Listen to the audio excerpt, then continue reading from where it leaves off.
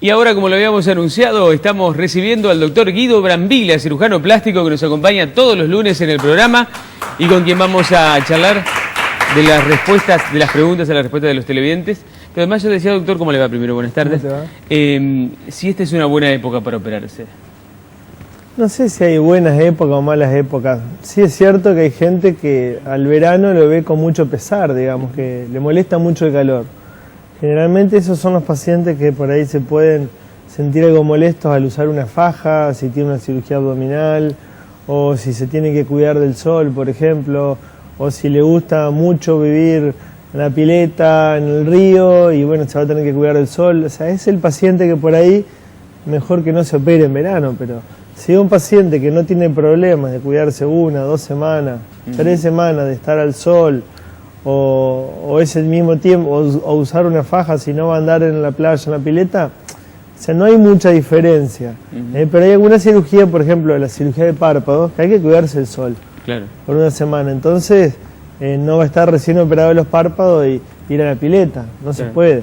Paradójicamente, el verano es la época en la que tal vez la gente más descubre esas cosas que quisiera corregir, ¿no?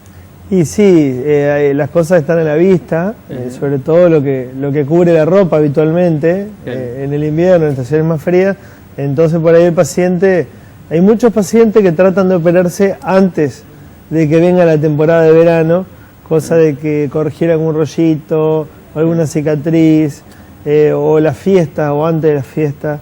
Pero bueno, también pensar que por ahí el verano, a fin de año, algunos cuentan con el aguinaldo, no se van de vacaciones, o sea, las circunstancias de cada paciente son distintas. ¿Y los operatorios inciden en las vacaciones, por ejemplo? No son muy largos en la mayoría de los casos, ¿no? Depende de qué cirugía, pero yo casi todos los pacientes el tiempo de reposo mínimo es de días a una semana, y algunas cirugías por ahí tienen que cuidarse un poquito más, sobre todo lo que es la abdominoplastia. ¿Y qué movimientos? Claro, de no hacer esfuerzo, sobre todo ejercicio, por 3 semanas, por un mes. Ejercicio físico de abdominales, intenso. Puede caminar, habitualmente puede caminar, hacer la tarea cotidiana, pero no hacer ejercicio físico de intensidad, ¿no? Después otro tipo de recomendaciones, ¿no? ¿Y cuándo se obtienen los resultados finales de una operación de cirugía estética? ¿En cuánto tiempo promedio? Y generalmente son varios meses. Incluso el resultado, el proceso de cicatrización evoluciona hasta el año.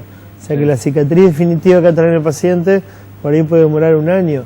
O sea, la cicatriz al principio es roja, un poquito levantada, se va aclarando, se va aplanando. Por ahí cicatrices que inicialmente parecen, que el paciente dice, ¿y esta cicatriz me va a quedar? No, vamos a esperar 6 meses, un año, a ver cómo queda la cicatriz. Además, las cirugías ahora dejan cicatrices muy chiquitas. Cada vez son más reducidas, y aparte se tratan de ubicar en lugares donde no sean visibles o disimularla. Hay tratamientos para prevenir una cicatrización hipertrófica. O sea, la cicatriz ahora, en este momento, el paciente lo demanda mucho, exige mucho cirujano, que prácticamente no se note, que no exista, y bueno, hay que tratar de responder.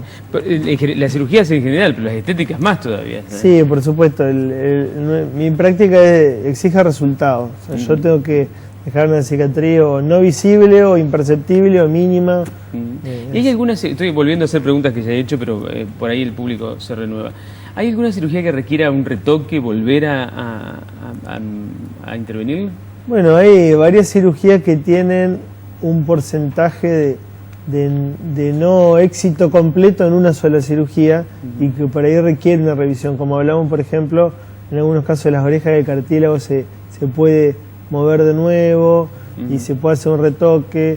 O por ejemplo, una cirugía que hay que hacer mucho, por ejemplo una rinoplastia, que hay que corregir el dorso, la nariz, la punta, las narinas, que por ahí puede quedar alguna cosita que requiere una corrección más adelante. A veces las correcciones son con anestesia local, no requieren con internación, una internación, o sea, son pequeñas cositas.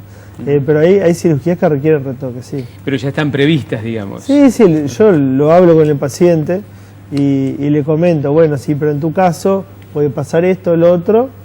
Generalmente, si hay que hacer una revisión, un retoque, eso no tiene costo alguno, o sea, está incluido en lo que es la cirugía. La satisfacción total. Sí, claro. O sea, yo voy a estar conforme cuando obtenga el mejor resultado posible. ¿Y hay pacientes que van por una cosa y terminan haciéndose otra, doctora? Y generalmente sí, si está conforme con el resultado, si se desarrolla una buena relación médico-paciente, el paciente es fiel y siempre te va a consultar por esas cosas y por otras. ¿Y existe la adicción a la cirugía? Existe. ¿Son casos muy extremos? Digamos, hay casos que son extremos y generalmente requieren atención psiquiátrica, psicológica, ¿no? Cuando uno detecta uno de esos casos, le debe sugerir eso al paciente, y son pacientes que generalmente huyen o escapan al tratamiento psiquiátrico y buscan algún cirujano que les haga caso a lo que ellos quieren.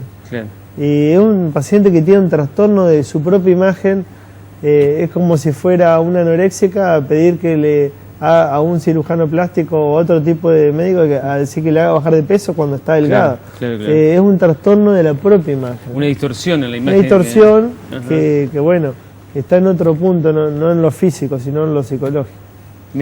Otra vez me fui y me quedaron una pregunta pendiente, pero me entusiasmé hablando de temas que hemos charlado y pero que es bueno repasar también. Igualmente nos veremos la próxima semana todavía, Luis, ¿no? La próxima semana. Y respondemos estas preguntas que han quedado pendientes de encuentros anteriores, más las que llegan en el día de hoy, con el doctor Guido Brambila, cirujano plástico, con quien charlamos habitualmente los lunes sobre su especialidad.